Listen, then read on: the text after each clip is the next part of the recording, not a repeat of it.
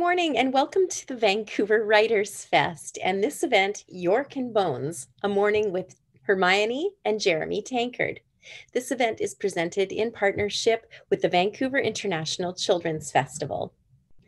The Vancouver Writers Fest carries out its work in this event today on the unceded and ancestral territories of the Musqueam, Squamish, and Tsleil-Waututh peoples. We are very grateful to be here. We'd also like to thank our government sponsors who help us to put this festival on. They are CMHC Granville Island, the Department of Canadian Heritage, the Canada Council for the Arts, the Government of BC, the BC Arts Council, and the City of Vancouver. We are so pleased to be welcoming this creative father-daughter duo. Jeremy and Hermione Tankard are here to tell us the perfect Halloween story with a Shakespearean twist. Jeremy Tankard is the best-selling author and illustrator of the Grumpy Bird books, and now this lost graphic novel by William Shakespeare, Yorick and Bones. This is what it looks like. Oops, there we go. Hermione Tankard is joining us today from Toronto and will tell us more about her writing of this story and where these unlikely characters first came from. Please welcome Jeremy Tankard and Hermione Tankard.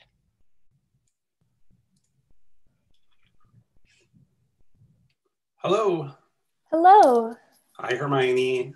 Hello, Jeremy. How are you? I'm pretty good. How are you? I'm fine, thank you. How's the weather in Toronto today?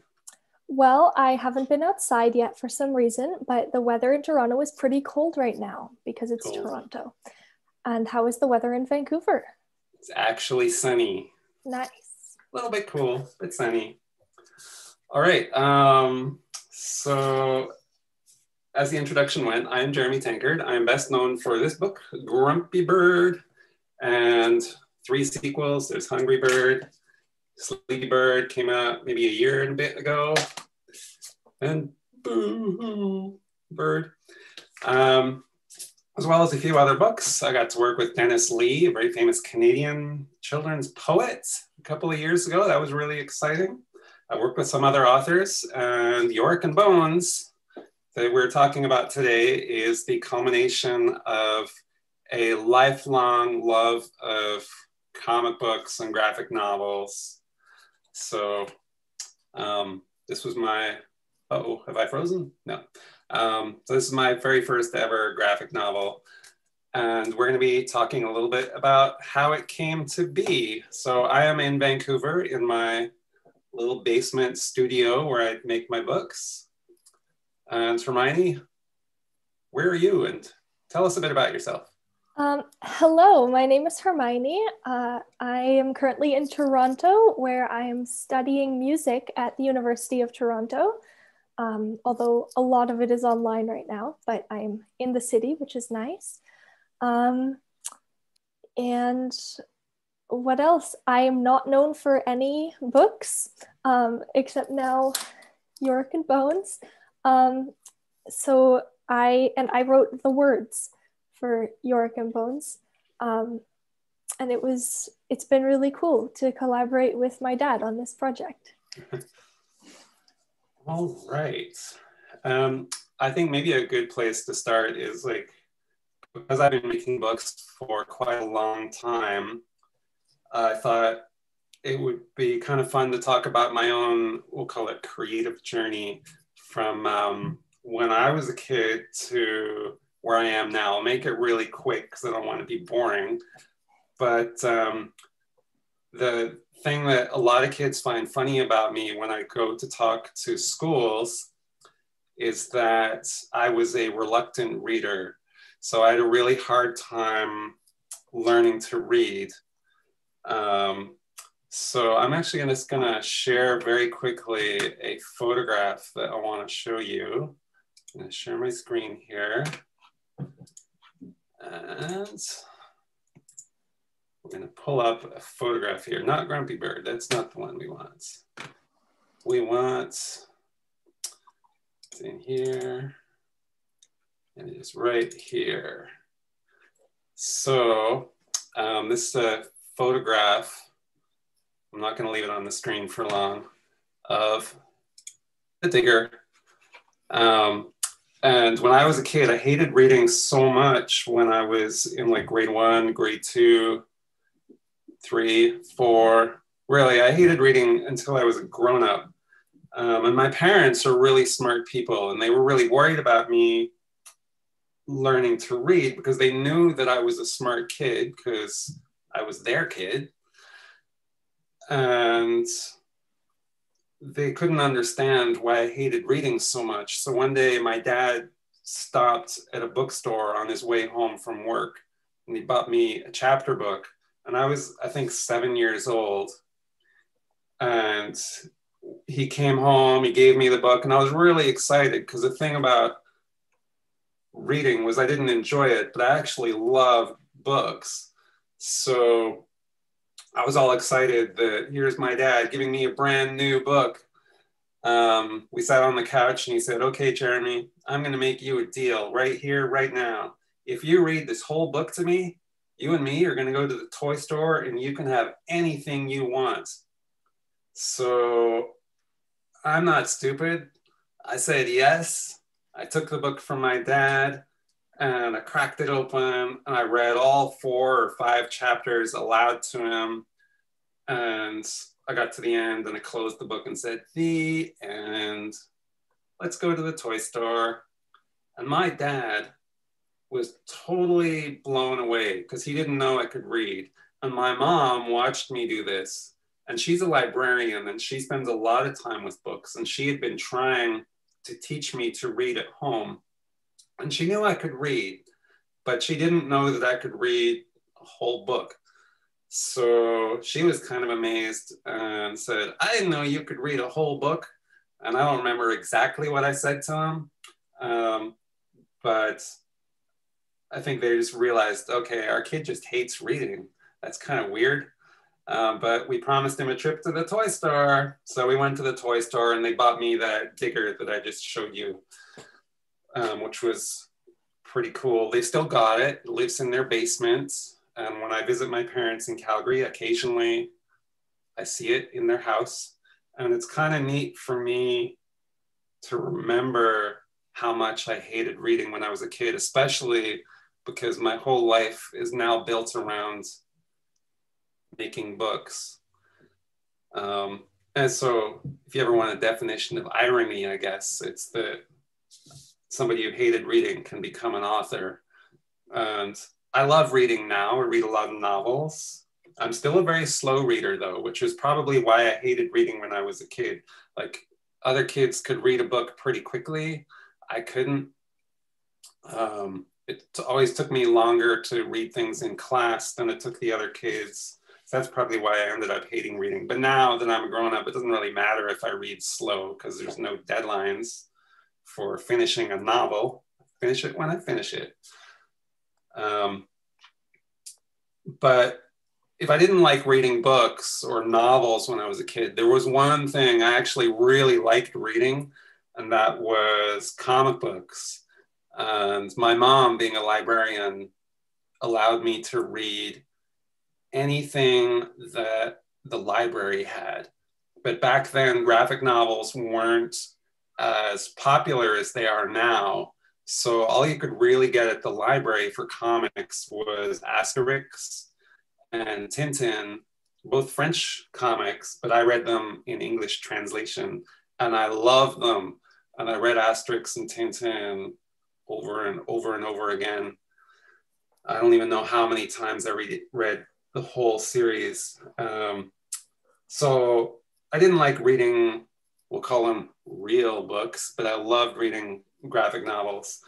I started drawing comics myself when I was just a kid, like 7 or 8 years old. They were very simple, big picture on a page with a little line of text that often had spelling mistakes. But that was kind of how I discovered storytelling, was not through reading necessarily, but through drawing and writing my own very silly little books. So I learned when I was pretty young, like just how pictures could be used to tell stories. And I didn't know that that's what I was learning, but it's been really helpful for me to use in my job now, being an illustrator. So yeah, I failed grade 2 because I hated reading so much. And my mom, if you're watching this, likes to tell me that I didn't fail grade 2, I had to repeat grade 2. But I think when you're 7 years old, sometimes it kind of feels like the same thing. The teacher knew I was a smart kid, but she also knew that I couldn't read and I had a hard time doing math. So she just kind of figured, he can't go into grade 3. He doesn't know how to read very well, and he'll just get further behind, and it'll be terrible for his confidence. So like if you're a kid watching this presentation, you're really lucky because kids don't get failed anymore in school. I didn't hate school, I don't think. I just hated the reading and maybe the school part of school. But I liked being with other kids. I liked playing. I loved art classes. And by the time I got to high school, I discovered drama. And I did a lot of drama. I did so much drama in theater in high school that my drama teacher by grade 12 was starting to invent drama classes for me and 2 other kids who were obsessed. All we wanted to do was be in the theater classroom, playing with costumes and lights and learning different parts. We would sometimes bring in plays. Actually, my introduction to theater was doing Shakespeare, appropriately. I was in a production of The Tempest when I was in grade 11. And then, so my friends and I, after taking part in The Tempest, were like, what else can we do that's kind of Shakespeare related, but kind of different? So my friend Jason found the movie version of a play called Rosencrantz and Guildenstern Are Dead, which is about 2 characters from Hamlet, kind of reimagined into this new story.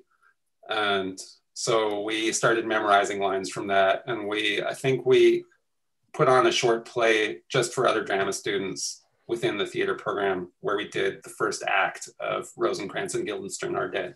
And it was ridiculous and a lot of fun. So I may have failed grade 2, but I ended up actually really loving school. When I finished school, went on to university to study illustration, or fine art, actually. I did drawing and printmaking with the idea that I was going to be an illustrator. How about you, Hermione? What was school like for you? I had sort of a different school experience. I started school when I was 3. I like to tell people that, but really it's just because my birthday is late. And when I was growing up, people would start kindergarten when they were 4 in Ontario, but I was 3. And I think I struggled with reading, but I eventually learned to read by myself after my parents refused to read the Rainbow Magic Fairy books to me for some reason. And I really wanted to read them, so I read them to myself. But I was kind of the opposite of my dad in that I really didn't like comics that much. And I still don't read a lot of comics, but I really liked the Sardine comics. They're about a bunch of space pirates. And yeah, so I got into Shakespeare when I was about 9. I don't remember exactly how I first started to know about Shakespeare, but I was in a bookstore with my dad one time, and he said I could pick a book, I think. And there was a really beautiful copy of Romeo and Juliet. It had a pink cover and like flowers on it, and I still have it, but not here. And I just thought it looked like such a nice book to read. So I convinced my dad, and my dad was like, "Are you sure you want this book?" And I was like, "Yes, I want this book." And I read it for the next few weeks as bedtime reading. And I don't know that I totally understood the story, but I really liked it. And I think what I liked about it was that the language is just, even if you can't always understand it, it's really just poetic and very beautiful. And then as I got older, I got more interested in Shakespeare and learned more about his work. and like other kind of works like that. And I got really involved in theater in high school as well. That was my whole life in high school, was the theater. And I really, really didn't like learning about Shakespeare in English class, because I thought that just reading the plays, it's so boring. But then when I was in the theater and I would be in the plays, I was like, oh, this is amazing. I love this language. And so I was really lucky to have learned about Shakespeare in that way, through theater, and less, although I did start by just reading it. But yeah, I fell in love with Shakespeare. And then when I was 14, I was in a waiting room, and this is where Yorick and Bones starts. Do I start that story? Sure. Okay. And when I was 14, I was in a waiting room, and I was really Hold bored. on. Wait. What kind of a waiting room? Were you waiting to see a doctor? No, I was in the waiting room of a dance studio that I was going to after school, but I got there like an hour early because of the bus schedule. And there was no one else there.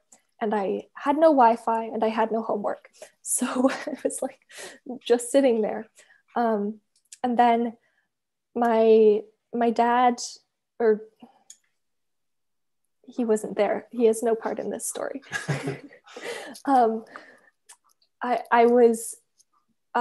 I was thinking about like what I should do, and I had some scrap paper in my bag, and I thought, you know what? People have been doing all these funny interpretations of my dad's book, Grumpy Bird. Like someone made a ballet of it, I heard.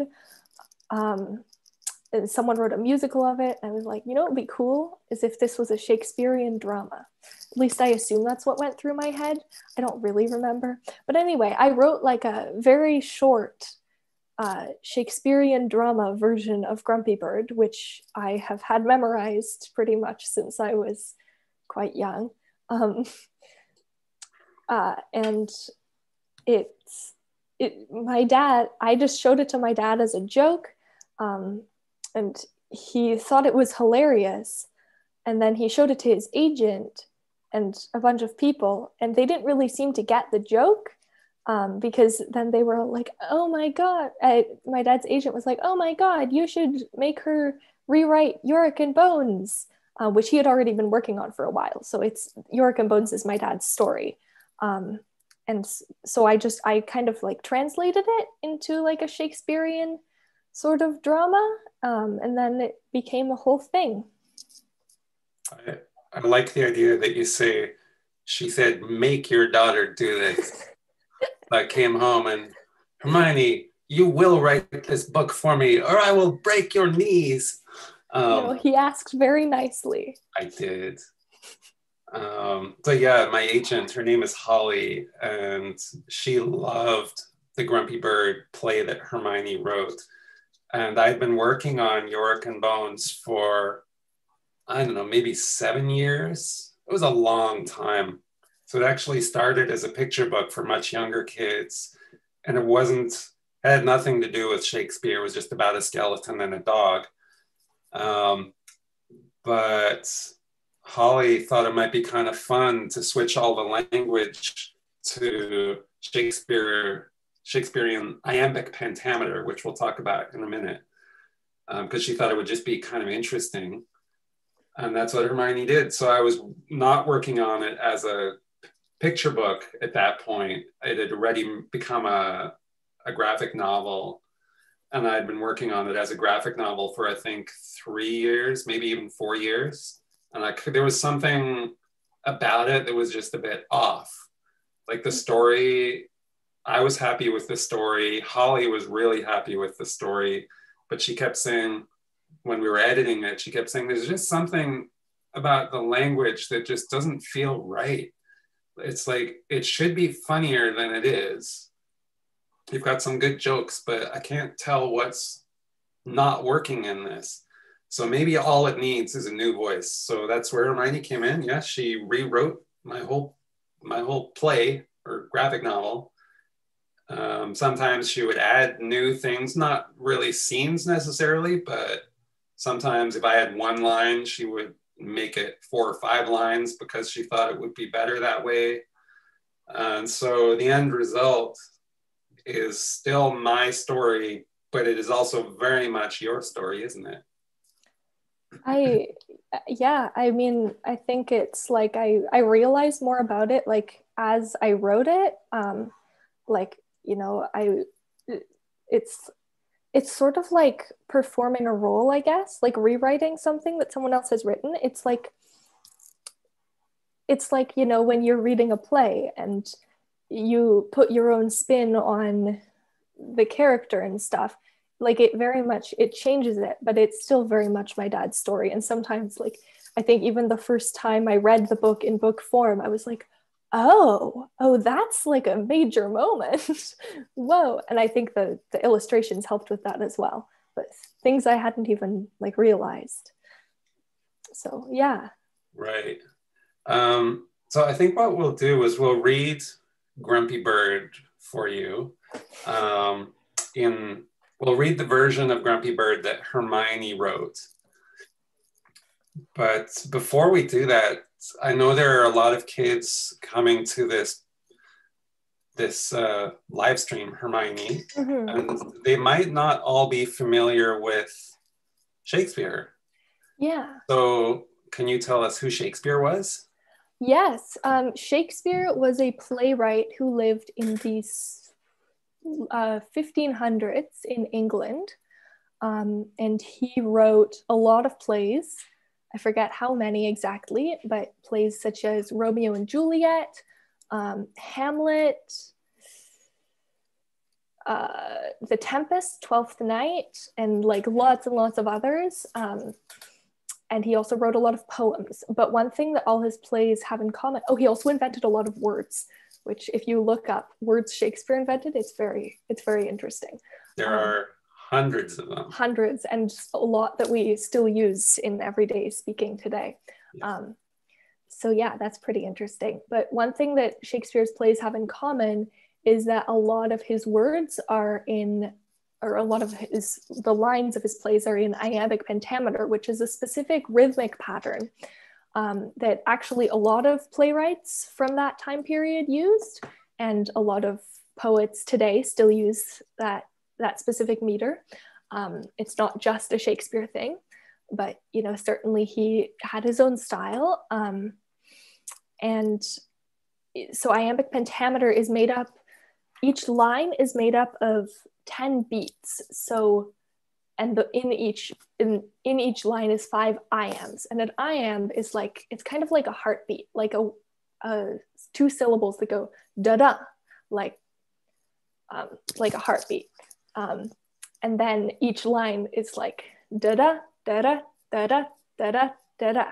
And it has that very like kind of rolling pattern to it. And then all of the lines go like that.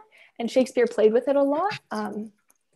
So, and yeah, he wrote in a very interesting way, I think. Cool. Are you ready to read Grumpy Bird? Yes, I am. Do you have a part that you would like to read? Can I read Bird? You can read Bird. Great. I will read all of the other characters, and I will read the stage directions, which are pretty minimal. But I'm going to share the screen so everybody can see all of the pictures. Okay, I'll go to photos. Okay, Grumpy Bird. All right, you can still hear me okay? Mm-hmm. Okay, Grumpy Bird, a play in 2 acts by William Shakespeare. No. Okay, we've got 6 characters in this story. We've got Bird, a bird who has awoken, grumpy, sheep, raccoon, rabbit, beaver, and fox. Act 1, Bird is lying center stage.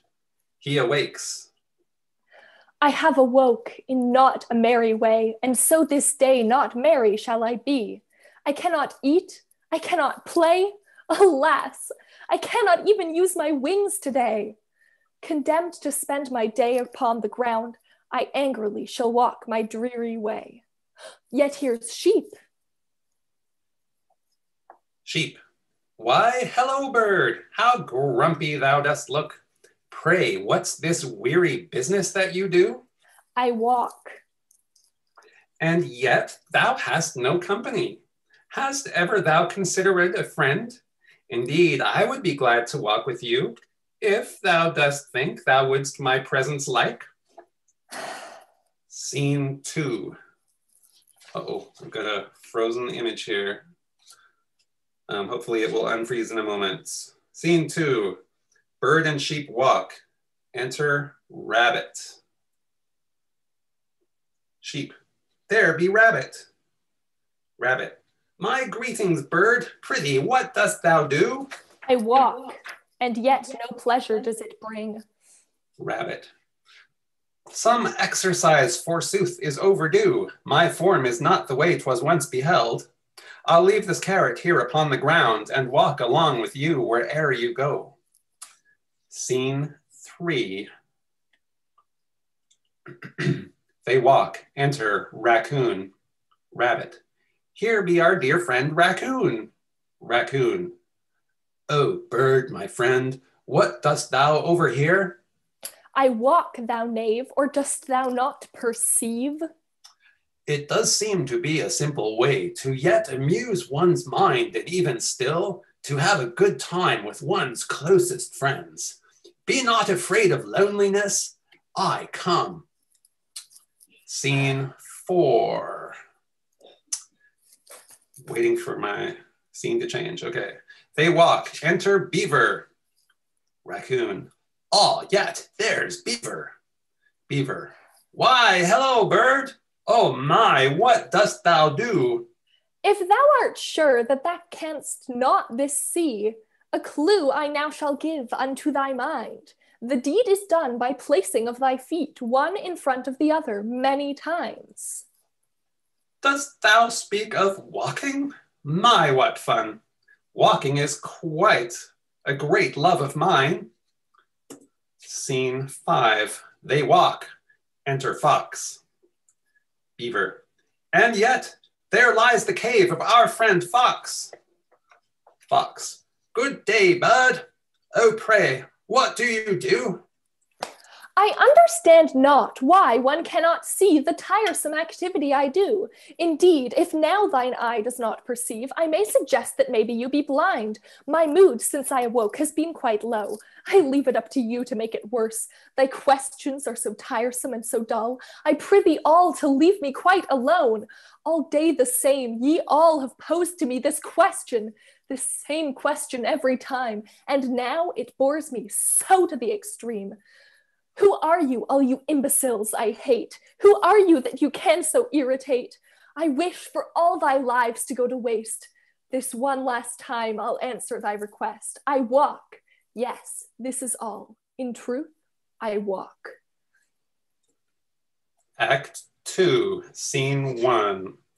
Bird stands to the side. Others are center stage. Sheep. Please listen, all you friends of me and Bird. You've noticed surely how he does look sad and angry, grumpy even, I would say. There must be some way we can help our friend. A game, a book, a toy? What do you think? I've no ideas. Pray, hast any plans? Raccoon. I know not any ways to cure a mood. Beaver. Nor I, though 'tis something I should learn. Fox. A book, perhaps. I have one in my cave. Rabbit. Be quiet all. I have idea formed. A game we'll play, and this will cheer him up.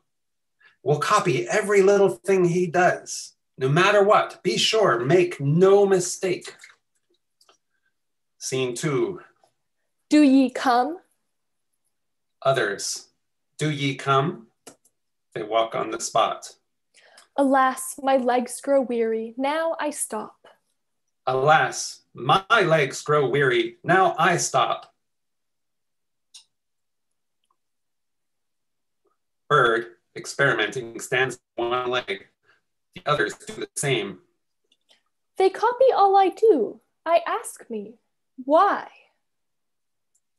Bird jumps. Others jump. Scene 3. I find this rather fun, this child's game. Indeed, you all do entertain me so. In fact, I must now wonder if you planned this folly-filled adventure all for me. When I awoke this day, it seemed so grim, but now have my emotions all gone light. Because of what ye all have done for me, I can be merry and my life enjoy. I do invite ye all unto my nest, a snack we soon may eat, if now we fly. Others. A snack? What fun! We shall have a feast. They fly to bird's nest. Now may I please present all ye the snack, which we mayhap did mention time gone by. This good worm did I find upon the ground, and now its flesh we merrily may eat. Sheep. Aside. So I've got the wrong page up there. But yet, a worm? Oh, whoa, what hath I done? The end. Stop the screen share. Try to. Bear with me a second. Okay.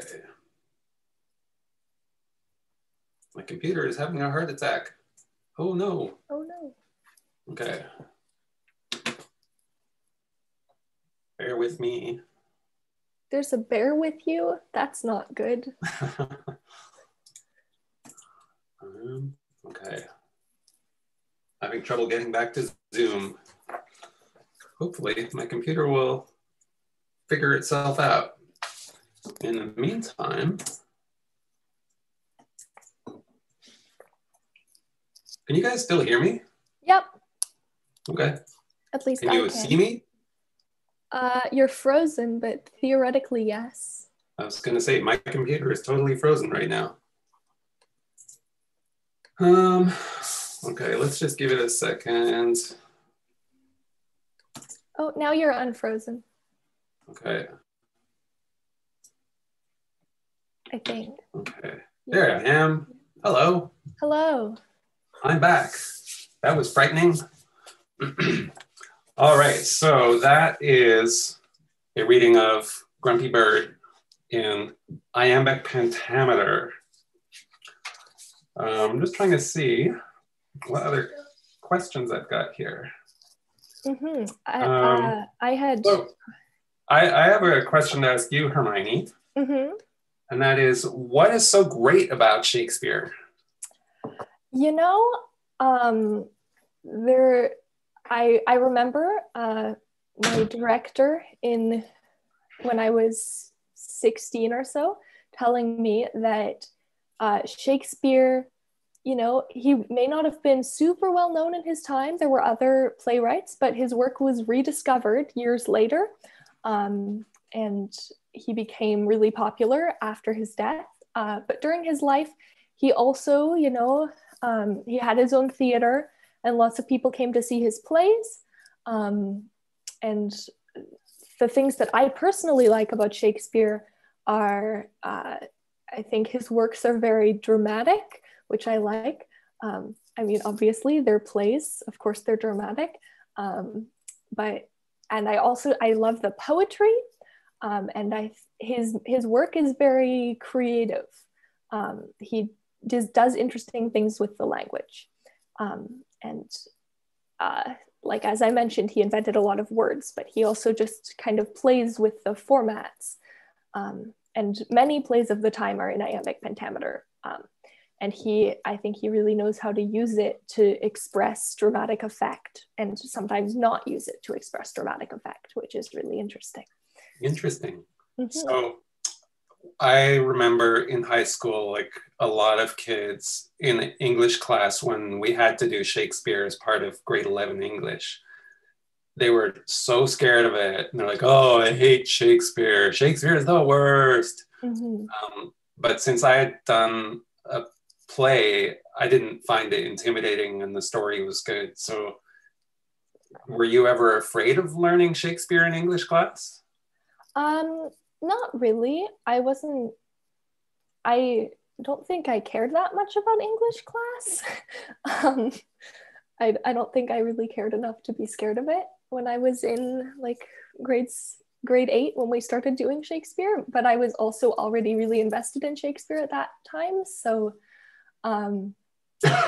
yeah, but I think a lot of my classmates were not necessarily scared of Shakespeare, but just they thought it was boring. And I think when you read it in a class, it can be quite boring because you're analyzing it constantly and you're just reading it. And I think it's also really hard to get a sense of what the language means because so many of the words are old and we don't use them anymore, as well as some of them have like double meanings. You're never quite sure what he means.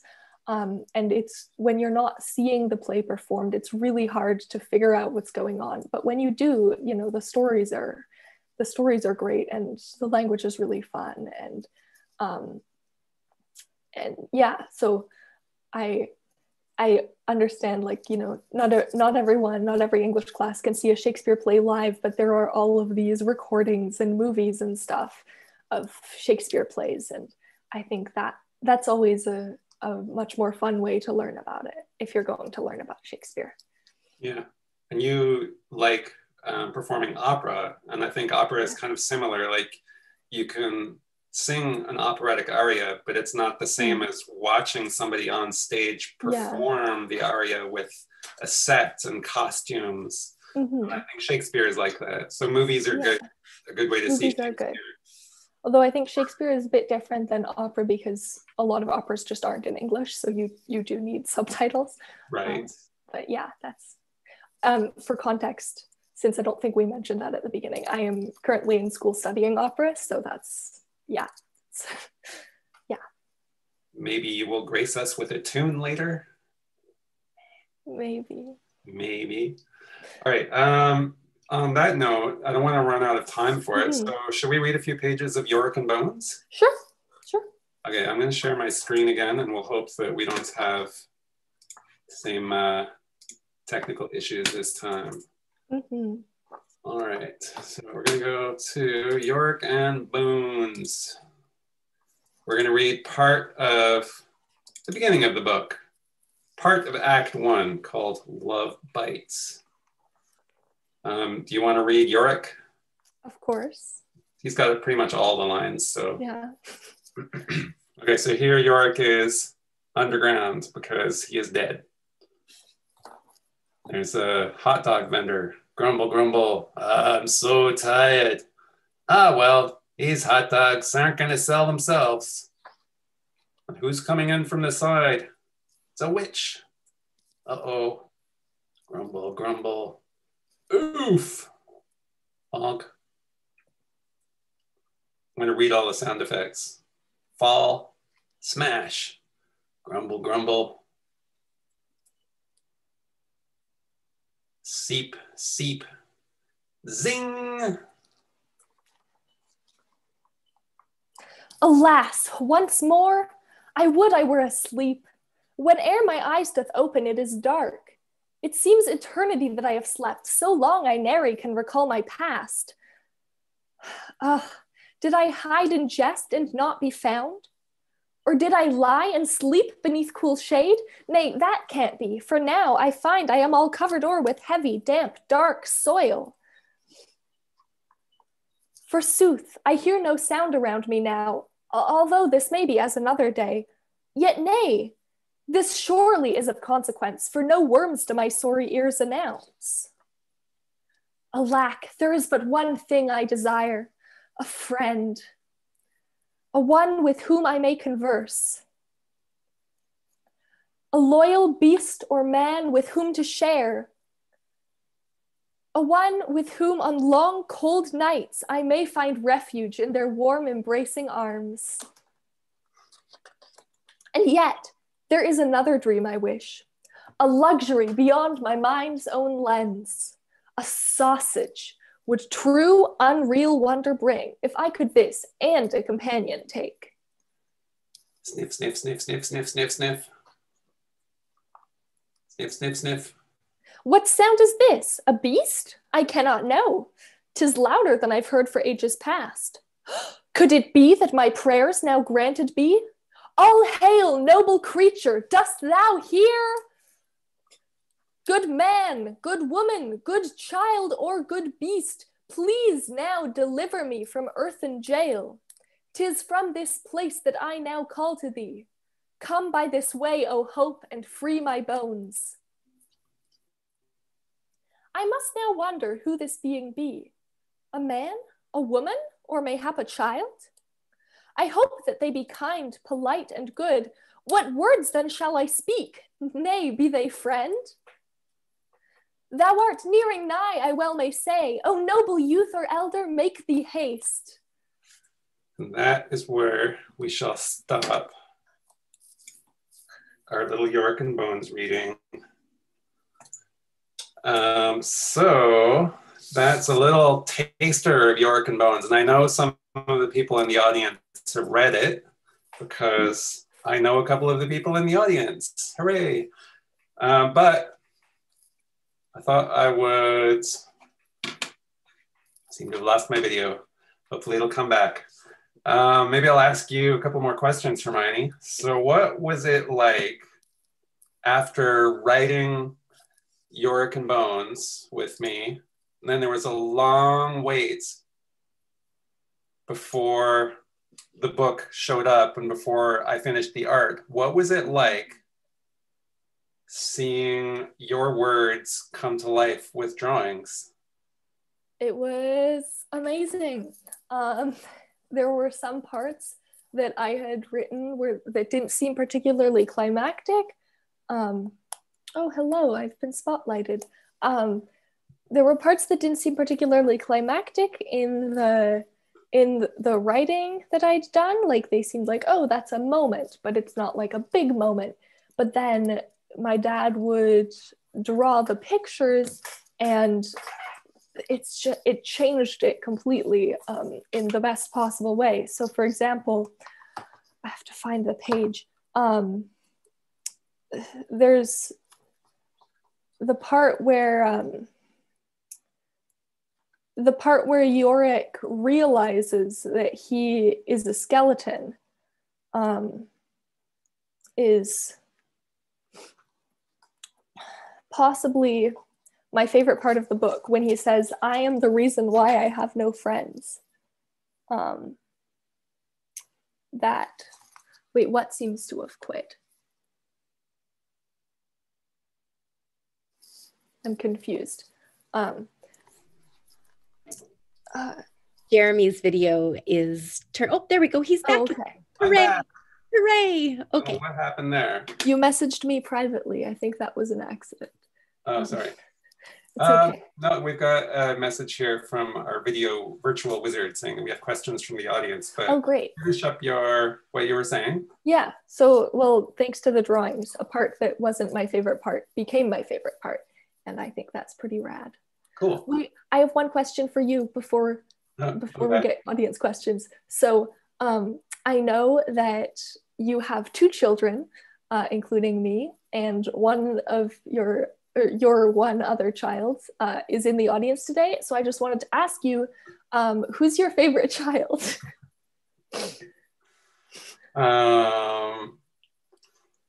I'm going to not answer that question. Although I have always told kids when I go into schools, your parents actually do have a favorite child. But no, I do not have a favorite child. I loved you best until Theo came along, and then it's like I grew another heart to have enough love to give to both of you. Aw, that's sweet. So what do you want to be when you grow up? You kind of touched on it, but... Wait, is that a question? I'm just asking it of you. Oh. It's not an official audience question. It's a dad question. Okay, well, when I grow up, I don't really know. I mean, I want to be an opera singer. That's my main goal. I never set out to be an author, but you know, now that this has happened, it's pretty awesome. And but I'm really interested in music, and I would like to sing. I would like to write music. I'd like to keep writing stories, all of the things. You want to yes, do all I mostly want to be a singer. Okay. All right. So apparently we have some questions coming in. Hello. Hi. Hello. That was great. We have some super questions coming in from kids who are watching with their classrooms. And we will start with Luke, who asks, what's your favorite author besides Shakespeare, of course? Oh, that's hard. Hermione? I feel like I'll get in trouble if I don't say you. No, you won't. I don't know if I really have a favorite author. I have a favorite book. Okay. And it's a novel for teens and young adults called 10 Things I Can See From Here by Carrie Mack, who also lives in Vancouver, incidentally. And that's definitely my favorite novel. But yeah, I don't have a favorite author. My favorite author is Arnold Lobel, who wrote the Frog and Toad books. And he's my favorite author because I love the way he writes. And he's kind of my writing hero. I would like to write books that are as beautiful as his and that have language and dialogue that is as funny and poignant as his books are. I love those ones too. Nikki would like to say, thank you for reading Shakespeare's Grumpy Bird. Is Shakespeare's Grumpy Bird going to be published? No, but I appreciate the question. Thank you. It hasn't been edited since I was 14 either. So every time I read through it, I'm like, oh no, oh no, oh no. There are no plans to do a formal Shakespearean Grumpy Bird, but who knows, maybe I'll redraw it as in the same graphic novel format as Yorick and Bones, and we'll see if we can include it as an extra in one of my other books. There we go. It would be fun. Melina says, we are in a grade 5-6 class. What inspired you to write Yorick and Bones? Well, funnily enough, that ties in with Hermione as well, because I had been talking with some publishers in New York who really wanted to work with me because they loved my illustrations, and I was hoping they would just hire me to illustrate a picture book. But instead, these editors I met at Scholastic said, you know what, we love your art, but we actually don't think you're just an illustrator. Your pictures do such a good job telling stories. We believe you're actually a writer, not an illustrator. And we will look at anything you do as long as you write it. And so I wrote a whole lot of books, and they were mostly terrible.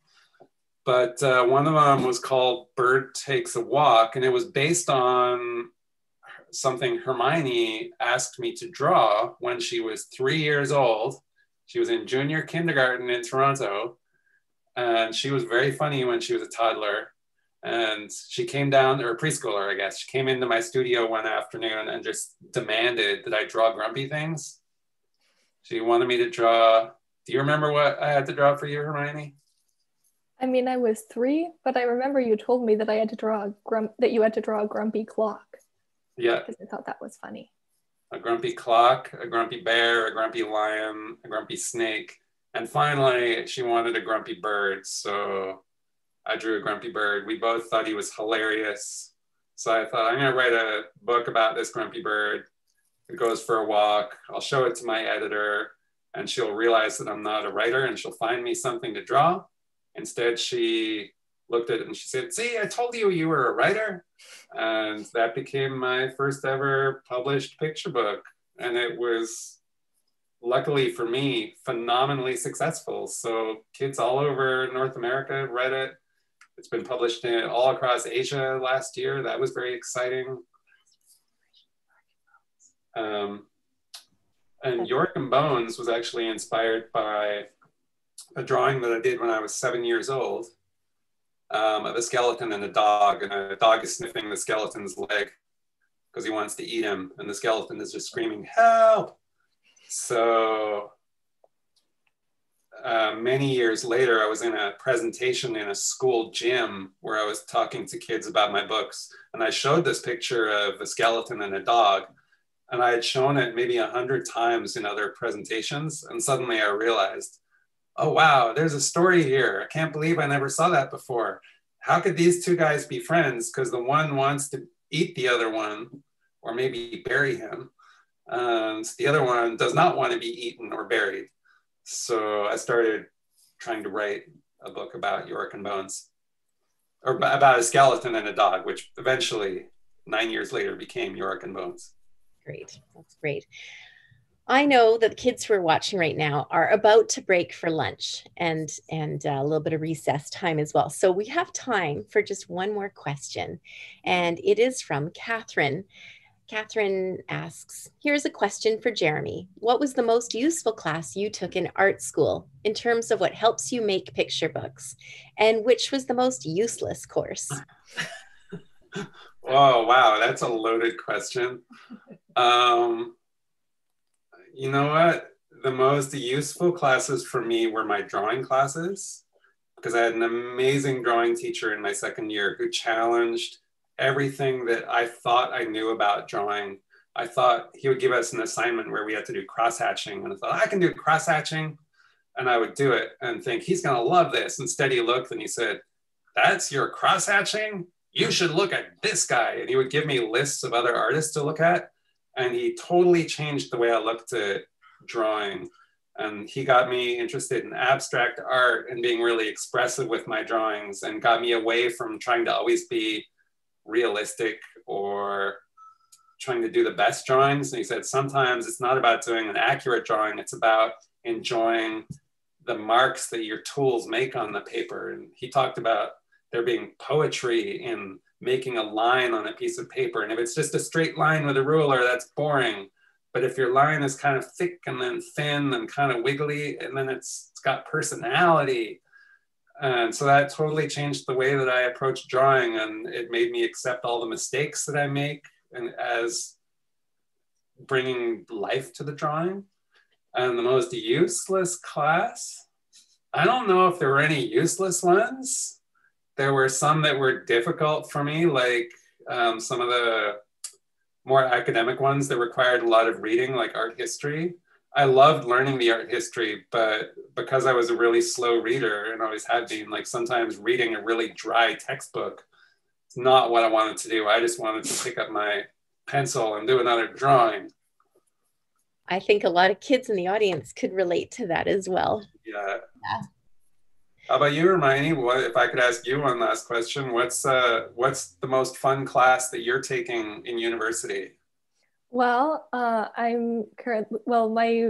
my program, part of it is that I take voice lessons, and that is similarly to what you said about drawing. It's challenged like everything I think about, my voice and just how I exist, like as a person, I've learned a lot through that. And probably not the least useful, there are no useless classes, but I'm really struggling with the classes where I have to read things, because academic readings are very scary.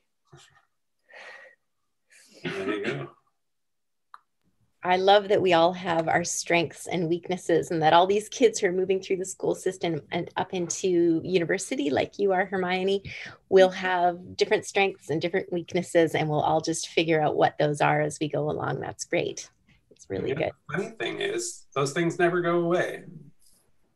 I'm middle-aged and I'm still finding strengths and weaknesses that I didn't know about, which kind of makes life fun. Listen, we're out of time, but what a joy it has been to have the two of you here. It's really been fun to watch the interaction between the two of you and to hear all about Yorick and Bones. This book is available in your favorite independent bookstore, so please get out there and buy it. And to the kids, thank you so much for joining us today at the Vancouver Writers Fest. Goodbye, Hermione. Goodbye, Jeremy. Bye. Bye, Leslie. Thank you. It was a pleasure being part of the festival. Yeah. Thank you. Thank you so much. Have you here. Bye for now. Bye.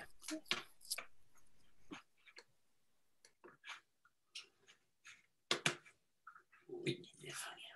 Oh, are you actually leaving? You're not having a little debrief with them after? Well, looks like everybody has left, or they've muted themselves anyway.